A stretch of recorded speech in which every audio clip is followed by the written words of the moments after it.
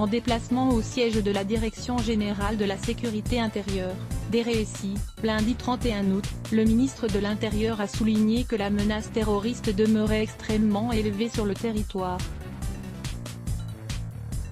Ces fans de Sakhoutine AFP, ils sont très exactement 8132, c'est le nombre de personnes inscrites au fichier des signalements pour la prévention de la radicalisation à caractère terroriste, FSPRT, a annoncé lundi 31 août le ministre de l'Intérieur, Gérald Darmanin. En déplacement au siège de la Direction générale de la sécurité intérieure, DGSI, le locataire de la place Beauvau a souligné que la menace terroriste demeurait extrêmement élevée sur le territoire, en précisant que le risque terroriste d'origine sunnite demeurait la principale menace à laquelle est confrontée la France. 2 jours avant l'ouverture du procès des attentats de Charlie Hebdo et de l'Hypercacher, en janvier 2015, Gérald Darmanin a assuré que la lutte contre le terrorisme islamiste était une grande priorité du gouvernement.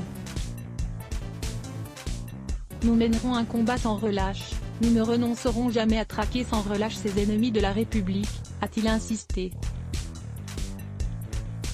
Le ministre de l'Intérieur a estimé que malgré la défaite militaire de l'État islamique, la composante extérieure de la menace, action terroriste élaborée à l'étranger et projetée en France, même si elle a diminué, devait continuer à faire l'objet de toute notre attention. Néanmoins, pour lui, c'est la menace endogène, projet d'actes terroristes élaborés sur le territoire, qui est la plus prégnante et la plus forte.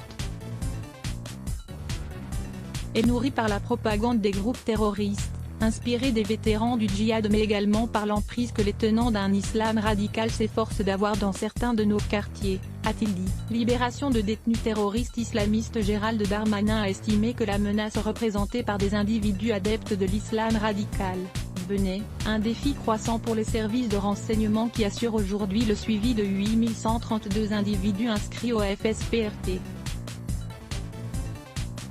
Face à l'ampleur des défis dans la lutte contre le terrorisme, le ministre de l'Intérieur a mis l'accent sur les moyens supplémentaires alloués à la DGSI, qui verra ses effectifs augmenter de 1260 agents dans tout le quinquennat.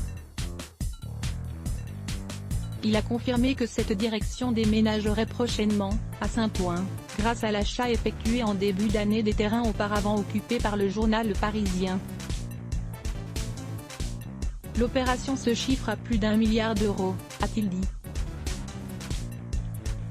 Abordant la question de la libération prochaine des 505 détenus terroristes islamistes en lien avec la mouvance islamiste, auquel il a ajouté 702 détenus de droit commun susceptibles de radicalisation, il a fait valoir qu'il s'agissait d'un défi sécuritaire majeur. En 2020, les prévisions de libération sont évaluées à 45 détenus pour des faits d'association de malfaiteurs terroristes, et en 2021 à 63 terroristes islamistes condamnés.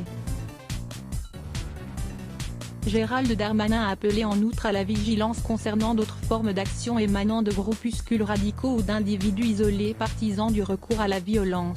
Il a cité à cet égard l'arrestation en mai dernier à Limoges d'un suprémaciste, qui voulait s'en prendre à des lieux de culte juifs.